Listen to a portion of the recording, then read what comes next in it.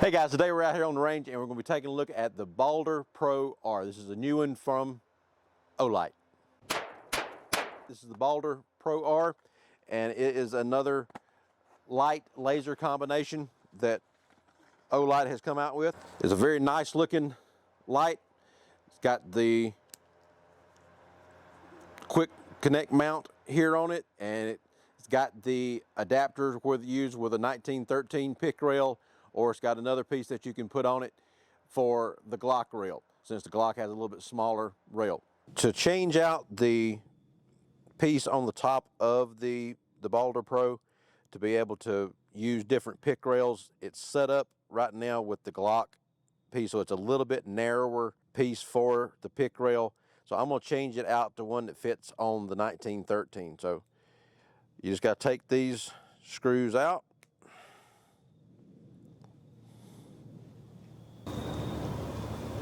So once those screws come out, then it just lets the other adapter come out. Put in the adapter that fits for the 1913 rail. Just drop it in the groove there. And then you got two little screws that go with that particular rail. Put it in place and screw it in. So it comes with the Allen wrench and the extra screws that you need. So everything is here that you have to be able to swap out the rails. Just so that I don't drop that little screw out here in the yard. So we got the rail adapter changed out there. So on the 1913 rail, it just allows it to fit on there a little tighter, and it doesn't move around as much, since the 1913 is a little bit wider grooves than what the Glock has. So with this one, you swap the adapter so it's a little bit wider adapter as far as the tooth part of it when you put it up into the rail. It comes with the magnetic charging port like most of the other Baldr and the other Olight products do. And it's got the laser plus light, just light. So you've got the switch right here that you can choose between the three different settings for that. And then the switches on the back, instead of the toggle up and down, this one you press into the side and get the light or the laser to come on, rather than pressing up and down. And if you press them together, then it sets off the strobe with the light. So it's a little, and it doesn't show up as much outside right now, but you can see it a little bit over there against the table maybe. But the switches now are push in this way rather than push up and down like the other ones, some of the other Baldr products are. We want to thank Olight for sending this to us, and you can check this out on their website. Go through our link on in the description and check out all of the Olight products.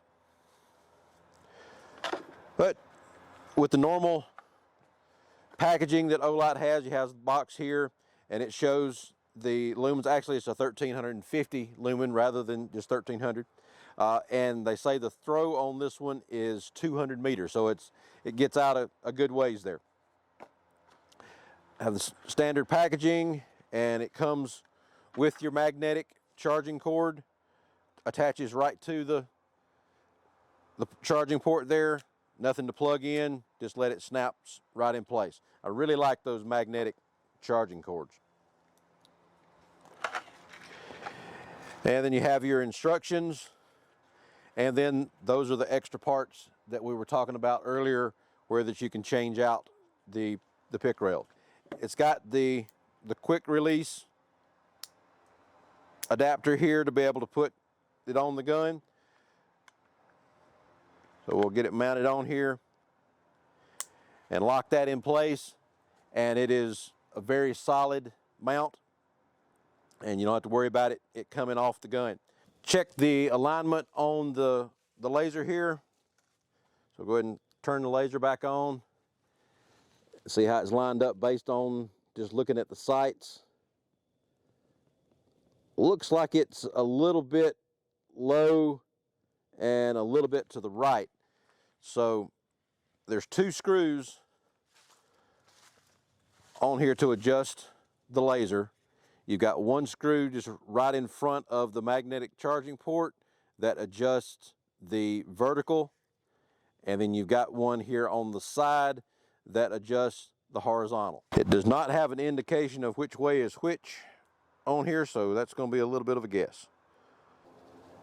Okay, that was a little bit too much. So turning it clockwise moves it to the left. Okay, that looks pretty close there. And then for the vertical, go a little bit higher. And turning that clockwise. And I think that's going down rather than up, so let's go counterclockwise.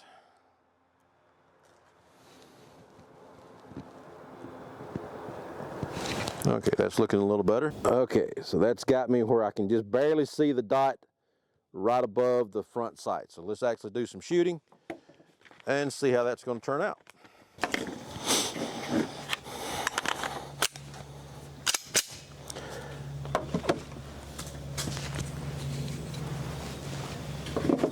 Okay, so we got the light where it looks like it's just right above the front sight there. Well, let's see how it holds 0.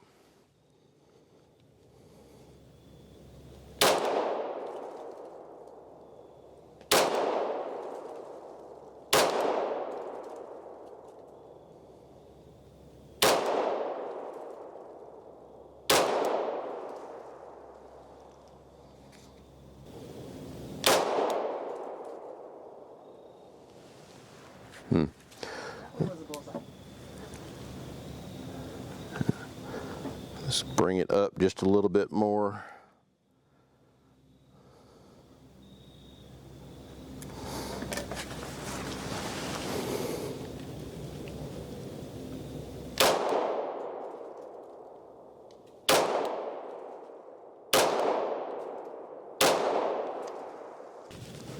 So we've got the dot aimed at the right in the red there. So let's see where I hit.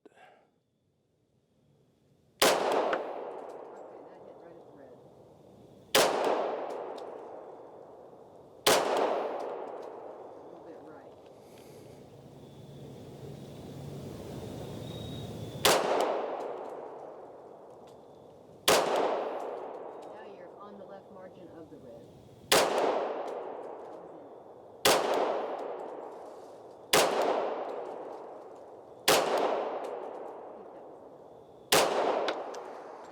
Okay, so I've got the light, the laser to where it is pretty close to where I'm hitting there.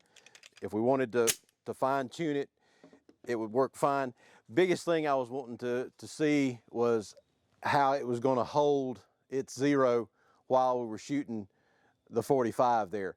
So with the recoil that the 45 normally has, it's staying where it's supposed to be, so there's no wandering of the 0 on there. We'll shoot it a little bit more here in a minute just to verify that, but it seems to be staying to where it's supposed to be. There's nothing else that you need to do to lock those points back down as far as getting it into the 0. So the laser portion of it looks like it's going to be a good aiming point for the gun. Now, if we do the light out here in the daylight, you don't really see the flashlight as much because it's not bright enough to show up other than when you're getting it close and it's a little bit darker back here. Out there at the target, the sunlight's still enough that you're not seeing the flashlight. But and then there's the strobe effect there.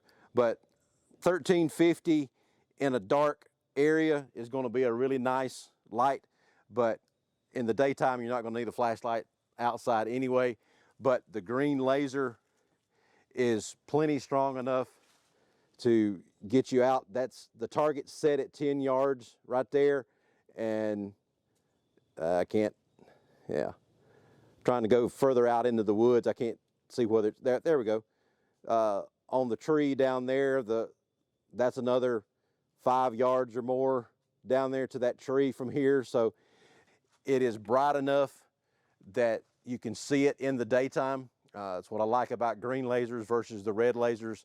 The green usually show up a lot better in brighter light conditions than the red does. So with it being a green laser, you got a good amount of throw that you can still see that laser where you're wanting to point it to. So let's shoot a little bit more and make sure it's going to hold 0, and then we'll go inside and show you what the light actually looks like in a darker condition. One more magazine.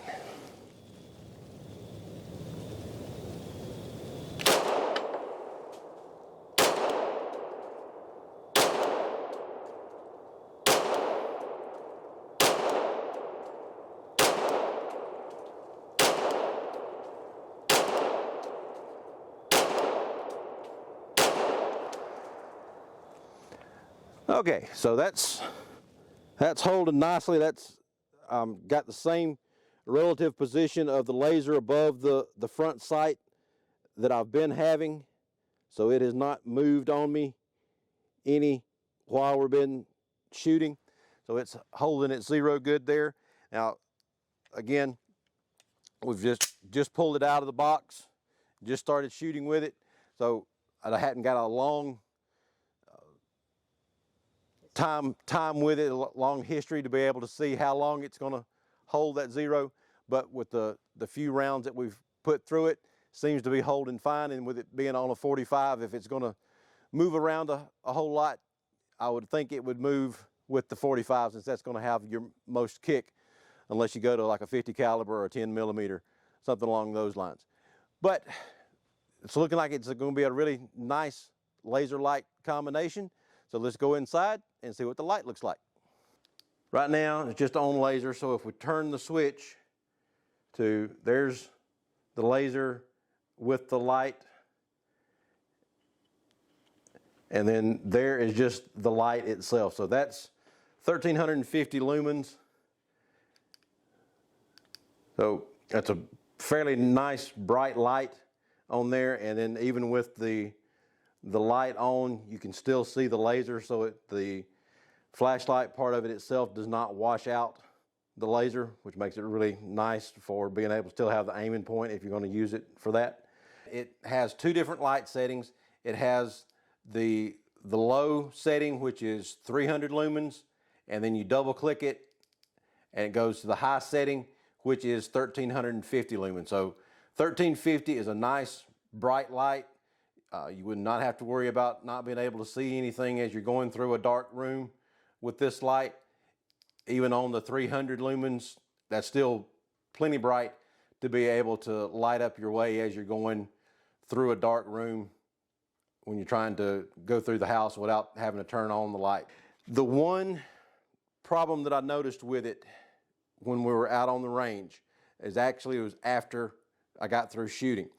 I looked at the end of the flashlight itself, and the bezel on the flashlight had a good bit of powder residue on there. Now, depending on the powder that you're shooting, or if you're reloading your own, if you have a cleaner burning powder, you might not have as much of a problem with that. Or if you buying factory ammo and you got clean burning factory ammo, you may not have as much of an issue with that. But with that light being past the end of the barrel there, and if this one has the threaded barrel on it, so it actually sticks out further past the end of the slide here than a normal gun would, that light is out past the end of your barrel. So any powder residue that goes out the end of the barrel is going to get on the light when you're doing any shooting with it. But you know, it's designed to be out there, so it's not going to hurt it to have the residue on it. You're just going to have to make sure that you clean your lens more often, and so that it doesn't get a buildup of carbon on the bezel of the light and makes your light a lot dimmer. So with that one little drawback on it, it's still a good light. I'd still recommend getting it. It looks like it's going to hold zero nicely, like we talked about out on the range. So Olight, they make really good products for a nice price point. So check them out, and then check out doubleeaglegunworks.com for more information. Like and subscribe down at the bottom, and we'll talk to you later. Thanks. Bye.